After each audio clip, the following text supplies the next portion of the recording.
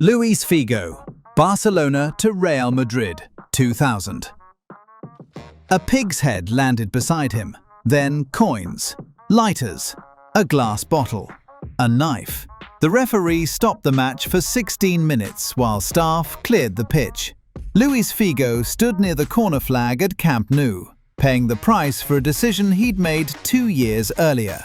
His teammate, Michel Salgado, had offered to take short corners alongside him in previous fixtures, positioning himself near the touchline for support. Not anymore. "Forget it, mate," Salgado told him. "You're on your own."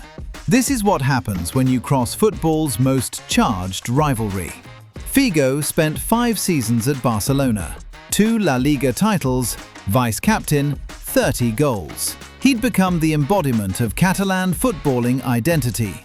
Technical, elegant, a product of the system that defined how Barcelona believed football should be played.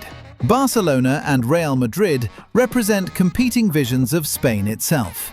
Their fixtures transcend sport. When they meet, generations of political and cultural tension share the pitch. Figo understood this. Everyone in Spain understood this. Then Florentino Perez made him a campaign promise. Running for Real Madrid president on a platform of Galactico signings, Perez pledged that if elected, he would deliver Barcelona's talisman to the Bernabeu. The transfer became a political manifesto. Perez won the election. Figo honoured the agreement. £37 million, a world record at the time. The financial figure barely registered in Barcelona. What registered was the symbolism, their vice-captain, their creative heartbeat, the player who'd celebrated in front of Camp Nou for half a decade, wearing white. His first return to Camp Nou came in October 2000. 105,000 supporters unified in contempt. Banners questioned his character, called him a traitor and worse. Fake money printed with his face rained from the stands. Commentary on what they believed had motivated his departure. Figo refused to take corner kicks, unwilling to position himself within throwing distance of the crowd. Barcelona won 2-0. Figo played poorly, his psychological focus compromised by the atmosphere surrounding him. But the October fixture was merely a prelude. 2 years later, he returned again. By then, he'd won La Liga with Madrid. He'd won the Ballon d'Or, ironically, largely for performances he'd delivered in a Barcelona shirt the previous season. The individual recognition intensified the resentment as it represented everything they'd lost. This time, the debris included a pig's head thrown from the stands. Figo won 2 more La Liga titles with Madrid. He won the Champions League in 2002. His career at the Bernabeu was objectively successful by every metric available. None of it mattered to Barcelona supporters. To them, he remained what he became on July 24, 2000. The benchmark against which all future treachery would be measured. Sol Campbell, Tottenham to Arsenal, 2001. 2 words explain why Sol Campbell remains the most hated man in Tottenham's history over 2 decades later. Free transfer. Campbell had been their defensive foundation for 9 seasons. Academy graduate, club captain, over 300 appearances. He'd worn the armband that designated him as the embodiment of their values on the pitch. Throughout 2001, supporters asked him directly, "Are you staying?" Campbell said yes. The club offered contract extensions. He delayed. They improved the terms. He delayed again. What Tottenham supporters didn't know was that Campbell had already made his decision. The delays weren't negotiating tactics, they were misdirection. On July 3, 2001, Arsenal announced they'd signed Sol Campbell on a free transfer. Their captain, their academy product, walking across North London to join their bitterest rivals. And Spurs received nothing. Not a single pound in compensation for nearly a decade of development. The structure made it worse. Campbell could have forced a transfer for a fee. He could have joined a club abroad, removing himself from the rivalry entirely. Instead, he ran down his contract and walked directly to the team Spurs despised most, ensuring maximum damage with zero compensation. Supporters burned effigies outside White Hart Lane. The chants that followed him crossed into territory so hostile they became subjects of police investigations. The abuse was persistent, personal, and designed to wound. But the sporting damage cut equally deep. In his first Arsenal season, Premier League and FA Cup double, Campbell marshalled the defence that conceded fewer goals than any other in the league. 3 years later, the Invincibles, an entire league campaign unbeaten. Campbell anchored the backline throughout. Every trophy reminded Tottenham what they'd lost. Every clean sheet proved what they'd given away. For nothing. Campbell later described the psychological toll, the isolation, the years of abuse. In a 2015 interview, he spoke about mental health challenges that persisted long after the trophies were won. Tottenham supporters offered no sympathy. Former teammates have spoken publicly about feeling personally deceived. Some betrayals exist beyond any statute of limitations. Carlos Tevez, Manchester United to Manchester City, 2009. Welcome to Manchester. The billboard appeared near the city's entrance. Carlos Tevez's face, enormous, grinning. Manchester City announcing to every visitor that Manchester belonged to the blue half now. This was provocation at industrial scale. City hadn't merely signed a rival's forward, they'd weaponized his image to claim territorial dominance over a rivalry United had controlled for decades. Tevez had spent 2 seasons at Old Trafford. Back-to-back Premier League titles. A goal in the Champions League final shootout against Chelsea. He'd developed a connection with United supporters who valued his relentless pressing, his willingness to chase lost causes, his blue-collar mentality. When United declined to make his loan permanent, the fee and wage demands exceeding what the club considered reasonable, City moved immediately. Sheikh Mansour's ownership group had arrived with resources that dwarfed even United's spending power. Tevez became their statement of intent. The billboard captured something about modern football rivalry. The warfare extends beyond the pitch, into advertising, into battles over civic identity. City weren't just competing for trophies, they were competing for the soul of the city itself. Tevez's first derby at Old Trafford carried tension previous Manchester derbies had lacked. He celebrated against his former club without restraint, feeding the narrative that he'd chosen sides in a civil war. City won their first Premier League title in 2012, finishing above United on goal difference after a final day collapse. Sergio Aguero's stoppage time winner is replayed endlessly. Tevez was on the pitch, a man who'd won titles with both clubs. His relationship with City later deteriorated. The golf course holiday, the confrontation with Mancini, the unauthorized absence. By then, the initial controversy had been overshadowed. But the billboard remained the defining image. United supporters never forgave.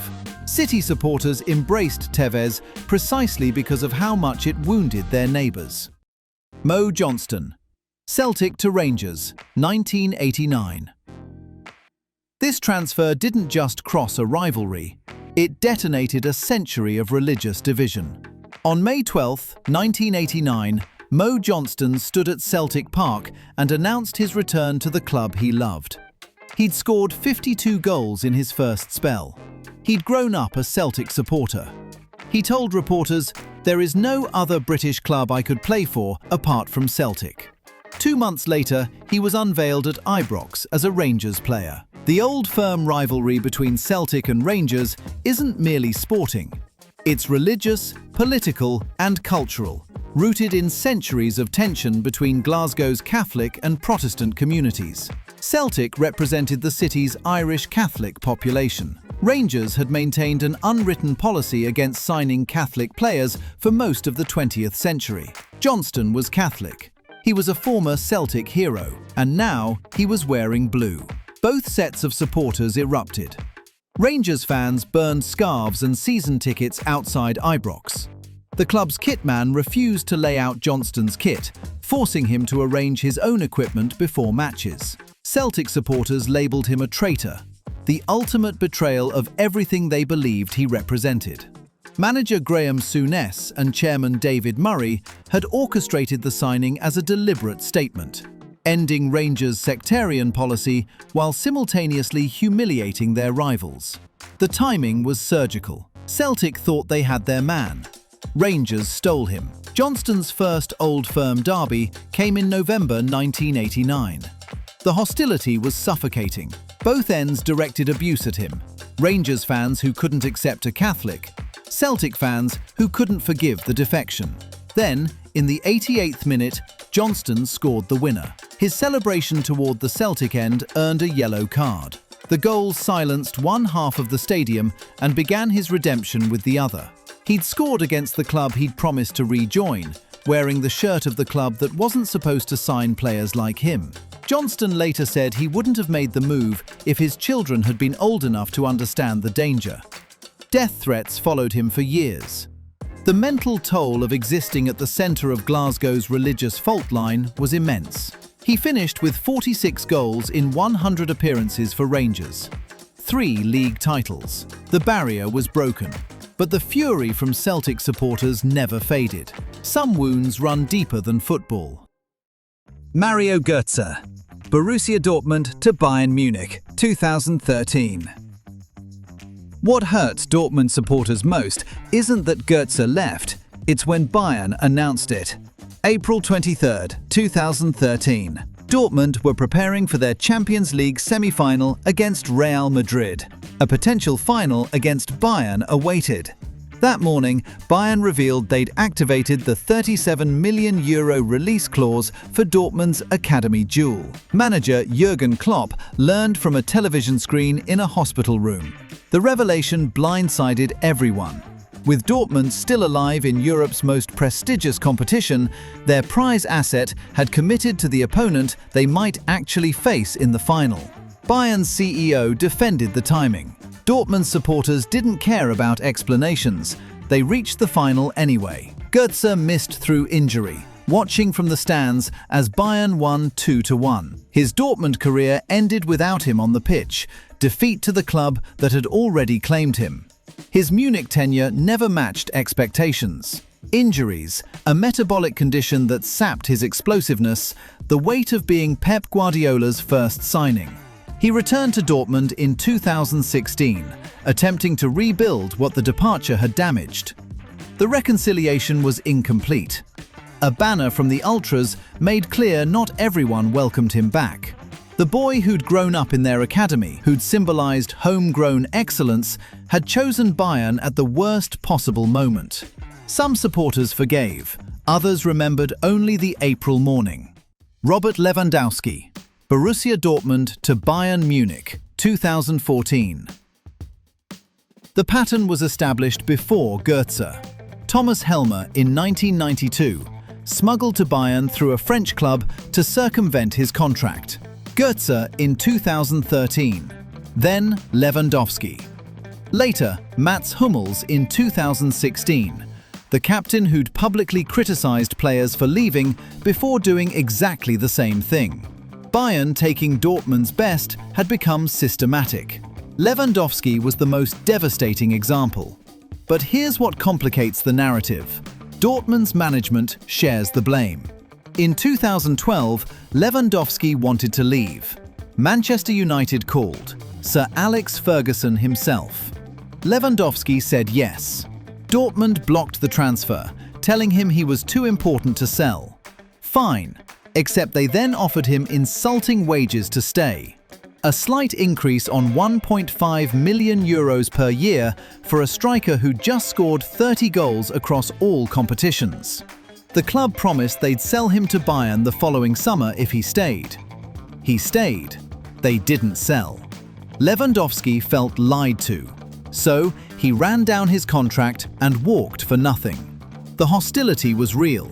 A fan accused him of physical confrontation after insulting him in public. Social media erupted. He's still booed when he returns, even now, playing for Barcelona. Lewandowski honored his contract. He played through his final season knowing Bayern was next. Didn't agitate for early departure. continued scoring, competing, delivering elite performances in yellow until the final whistle. The free transfer confirmed what the wage negotiations had revealed. Dortmund wanted Bayern's best player without paying Bayern wages. They wanted loyalty without offering partnership.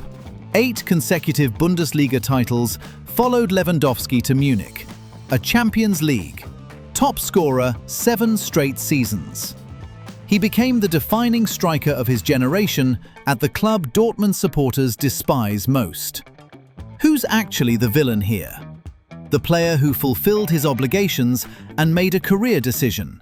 Or the management who blocked his preferred exit, lowballed his salary, broke their promise to sell, then acted surprised when he left for nothing?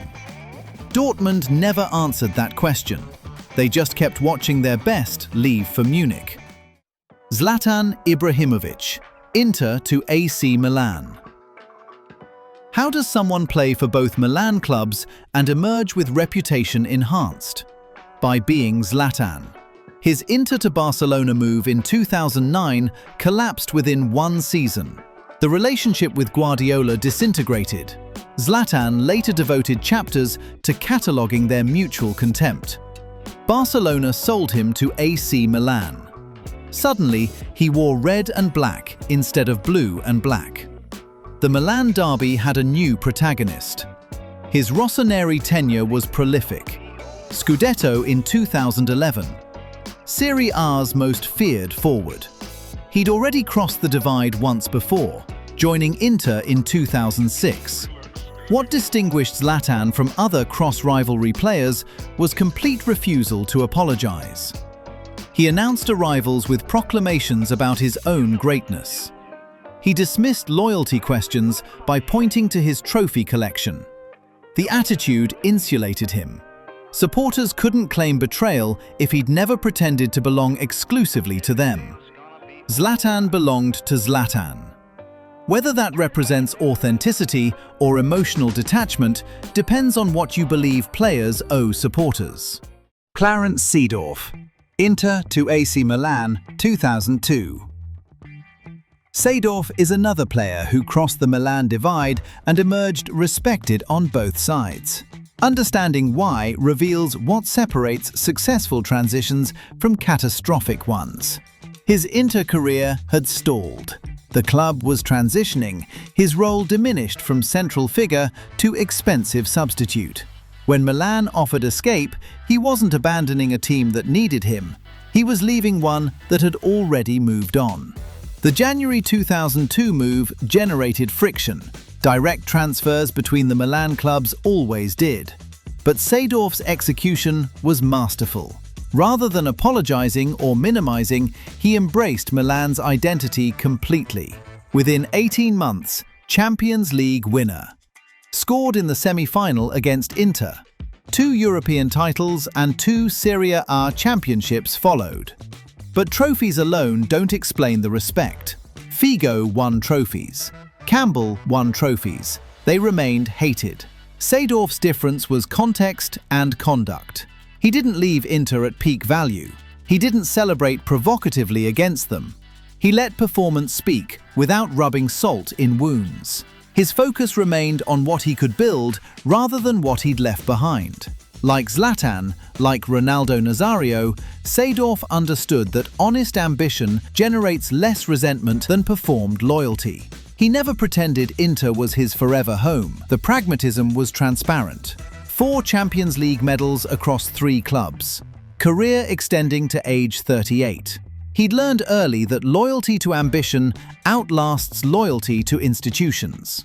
Robin van Persie, Arsenal to Manchester United, 2012. His open letter explained everything. That was the real problem.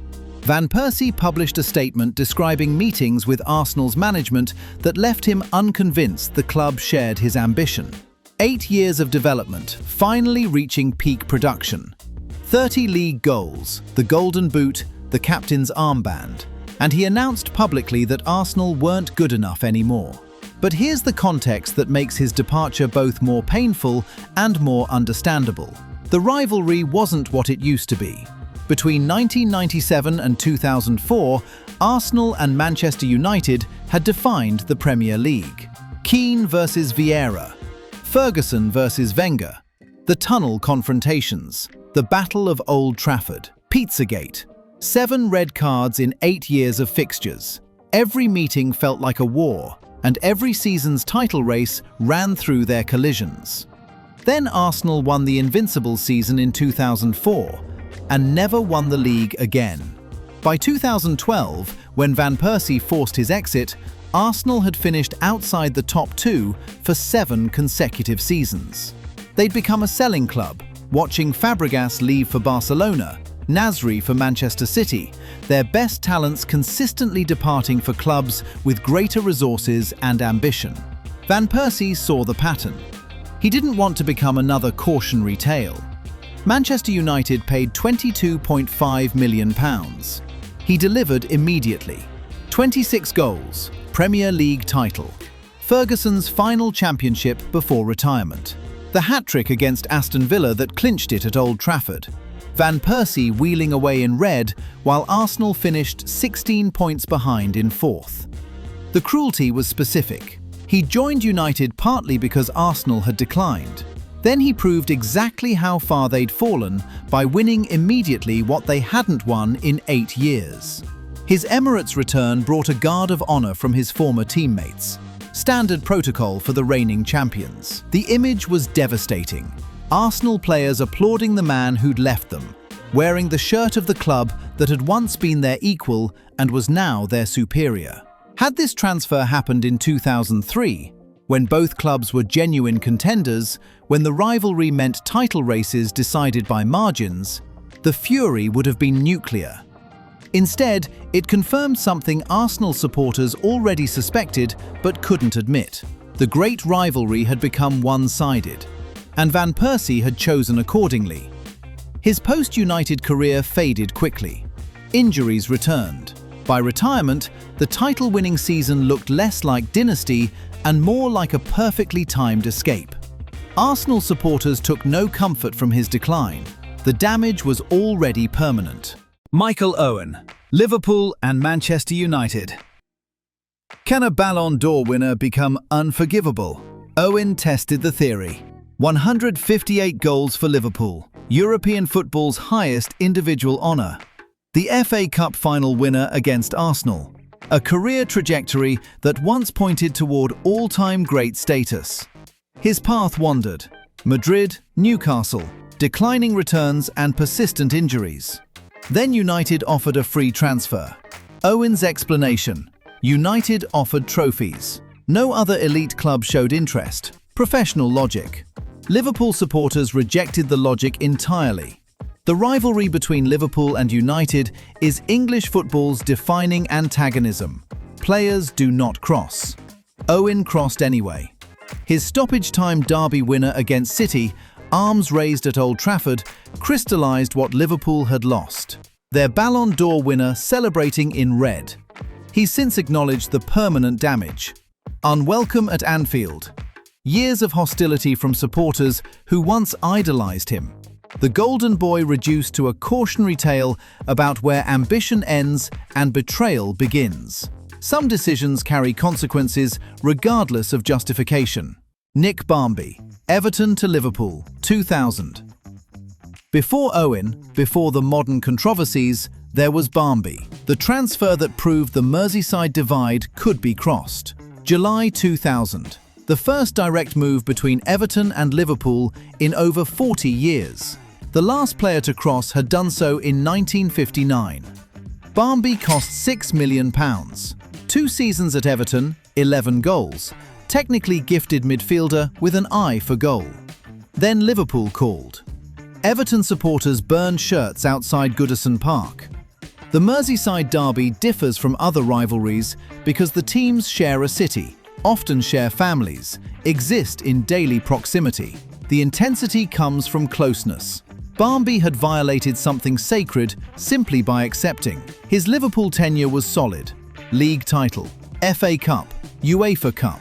But every Goodison return brought reminders. The abuse was persistent and personal. Barmby's crime was being first. He demonstrated the boundary could be crossed. Everton supporters never forgave him for proving it possible. Hakan Çalhanoğlu, AC Milan to Inter Milan, 2021. The transfer happened in July 2021. The warfare started immediately and hasn't stopped since. Social media transformed Çalhanoğlu's move into real-time theatre. Every Instagram post became evidence. Every celebration became provocation. Platforms that didn't exist during Figo's era ensured the controversy remained permanently visible. 4 seasons as Milan's creative fulcrum. 32 goals in 172 appearances. Free kicks that bent physics. Then Inter offered €500,000 more per season than Milan's renewal offer. €500,000, the price of crossing the city's most sacred boundary. He walked for nothing. Milan received zero compensation. His first derby came in November 2021. Whistles greeted his name during the lineup announcements.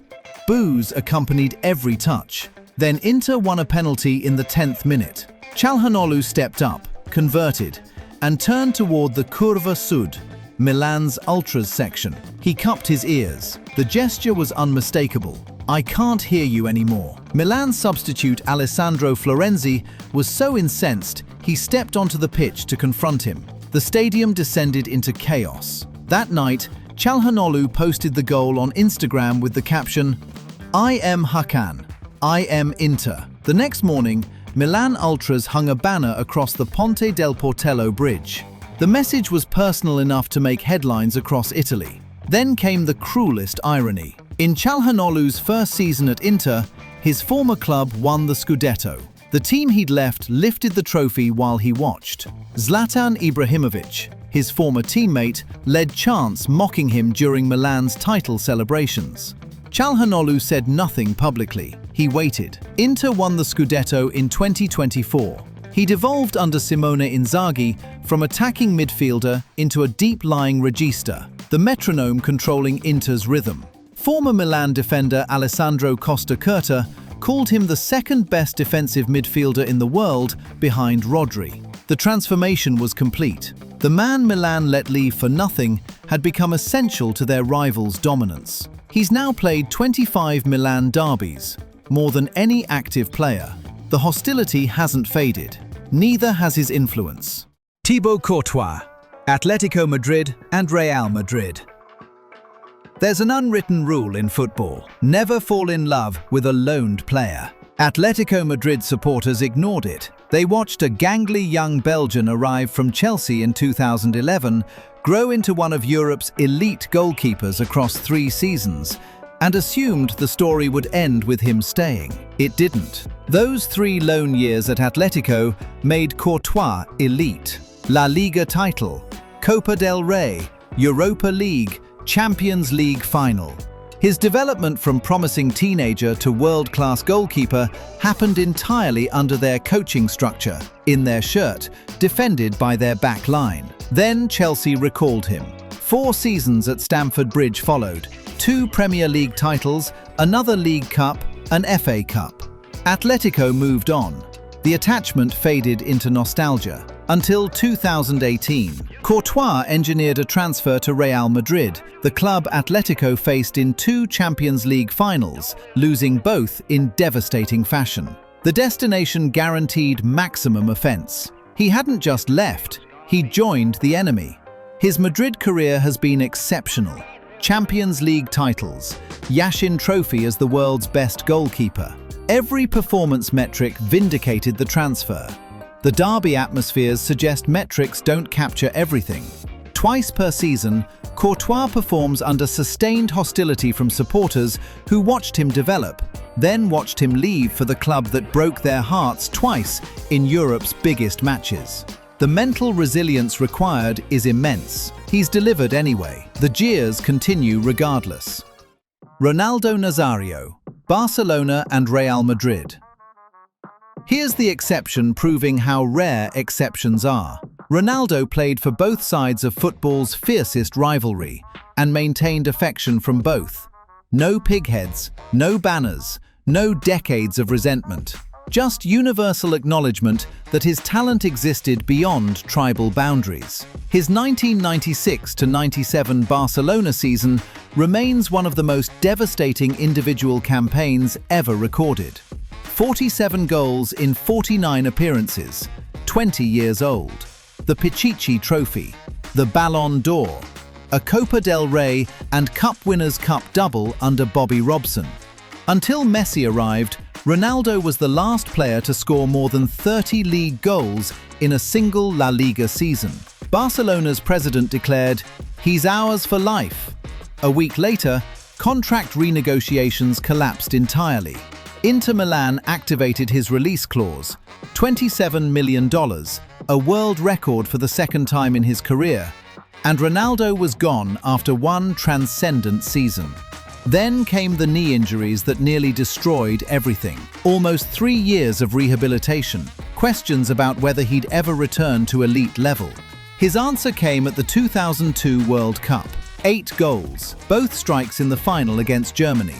The redemption story that silenced every doubt. Real Madrid signed him immediately afterward for €46 million, joining Figo, Zidane, and Beckham in the Galactico project. Barcelona supporters might have resented another star joining their rivals, but Ronaldo transcended expectation. He'd given them one magical season. He'd been sold against his wishes. The Figo animosity never materialized. At Madrid, 104 goals in 177 appearances, 6 Clasico goals across both clubs, more than any other player who crossed the divide in the modern era. La Liga champion in his first season. Both clubs inducted him into their halls of fame. Both sets of supporters claimed him when his career ended. His talent was so extraordinary that tribal calculations simply didn't apply. Ronaldo belonged to football itself. That status is almost unique, which reveals how impossible it is to replicate. José Antonio Reyes, Real Madrid and Atletico Madrid. And then there's the story that renders everything else irrelevant. Reyes had been Arsenal's player, one of the Invincibles, an FA Cup winner, a Champions League finalist, but he'd never settled in England. In 2006, Arsenal loaned him to Real Madrid as part of a swap deal with Julio Baptista. He delivered immediately. On the final day of the 2006-2007 season, Reyes scored a crucial brace against Mallorca to clinch La Liga. 30 matches, 6 goals, a title winner in white. Real Madrid made clear they wouldn't sign him permanently, so Arsenal sold him across the city to Atletico Madrid for €12 million, which made everything complicated. Atletico supporters didn't welcome a rescue project. They received the man who had just helped their most hated rivals lift the league trophy. The hostility was immediate. His first season was a disaster. 0 goals in 26 league appearances, frozen out by Maxi Rodriguez and Simao. It was difficult from the beginning, Reyes later reflected. In 2008, Atletico loaned him to Benfica. There, under manager Quique Sanchez Flores, Reyes rediscovered confidence away from La Liga's intensity. When Sanchez Flores took the Atletico job the following summer, Reyes followed him back to Madrid. Everything changed. Europa League winner in 2010. UEFA Super Cup winner that August. He even scored against Real Madrid in the derby, curling a left-footed shot past his former club's goalkeeper. The player who'd arrived as a villain had transformed into a contributor Atletico genuinely valued. Both Madrid clubs appreciated him differently. Real remembered the title-winning cameos. Atletico remembered the redemption arc. Then came June 1st, 2019. Reyes died in a car accident near Seville. He was 35 years old. His cousin died alongside him. That night, the Champions League final took place in Madrid.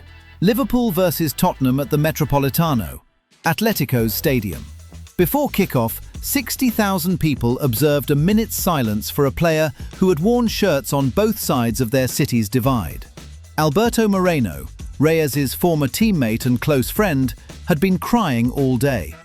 After Liverpool's victory, he stood under the stands wearing a shirt with Reyes' face printed on it.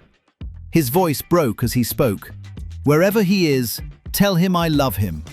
Real Madrid president Florentino Perez attended the funeral and promised to look after Reyes' son. The boy joined Madrid's youth academy weeks later. Sevilla, Arsenal, Real Madrid, Atletico. Every club he'd represented issued tributes. Players from all sides posted memories. The city that splits itself in two for 90 minutes twice a season became one city grieving one loss. Reyes became the rare figure remembered fondly across divides that forgive almost nothing. Not because he was the best player to cross them, not because his career demanded that status, because his death, on the same night Madrid hosted European football's biggest match, reminded everyone that rivalry is ultimately a choice, a performance. A war we wage because it makes us feel alive. And some things make it all go quiet. 15 names, 15 decisions that became permanent. Some became villains, some became legends. A few, like Reyes, became something else entirely. Reminders that the wars we wage over football are choices we make, not laws we're bound by. Subscribe for more of the stories behind football's fiercest rivalries.